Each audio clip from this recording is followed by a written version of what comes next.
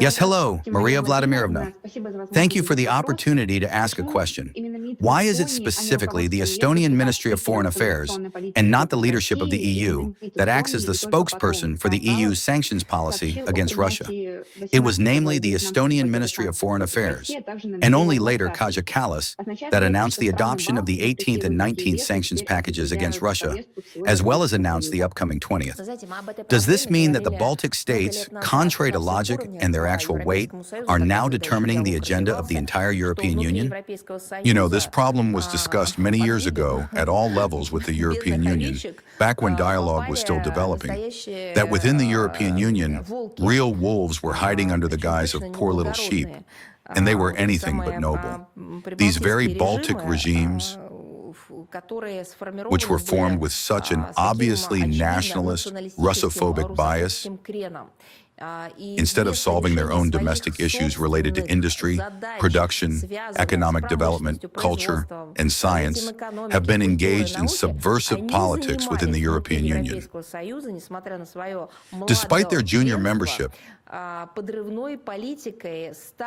they have been pitting and setting against each other, so to speak,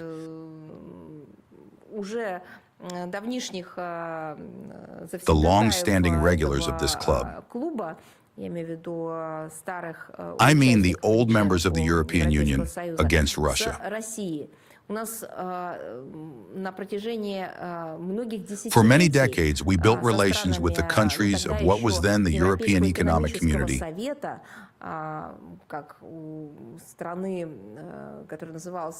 both as a country named the Soviet Union and through bilateral channels, as well as with the associations that at the time had a purely economic basis, and within international organizations such as the OSCE. These relations were economic, energy-related, and even humanitarian. But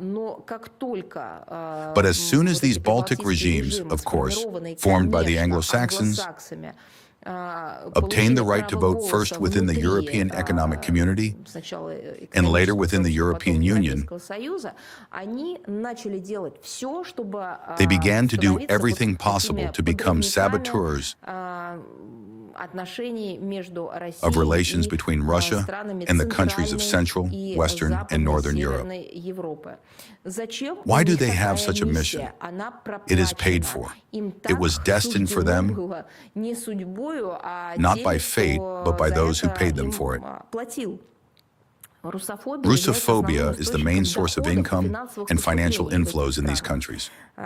Unfortunately, they once had other ways to earn a living, because during the years of their presence in the Soviet Union, the Soviet people did everything to ensure that these Baltic countries developed industry, production, and science.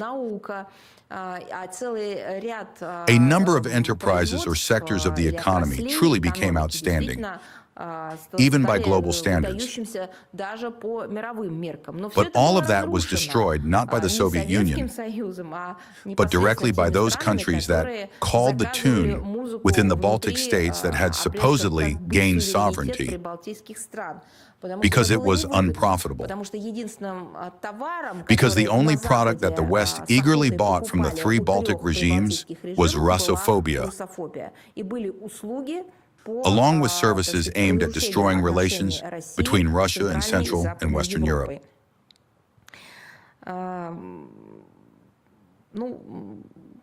Among other things, with such statements, they are probably also partially addressing internal problems of Riga, Tallinn, and Vilnius.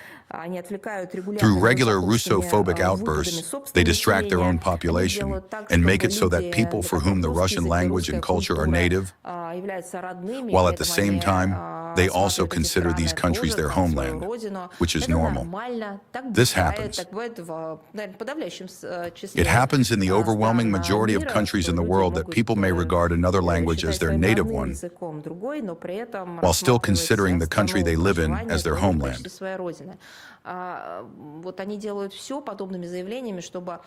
Yet with all such statements, they are doing everything to make Russian-speaking people Russian people connected to Russian culture and history, feel like outcasts.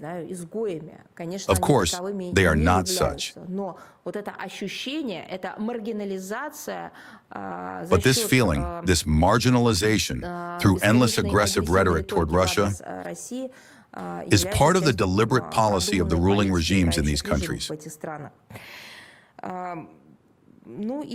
Among other things, we can clearly see that this is not only the rhetoric of these three Baltic regimes, it is also active Russophobic activity in the form of confrontation with our country. Therefore, in general, it is from these several components that the answer to your question is formed.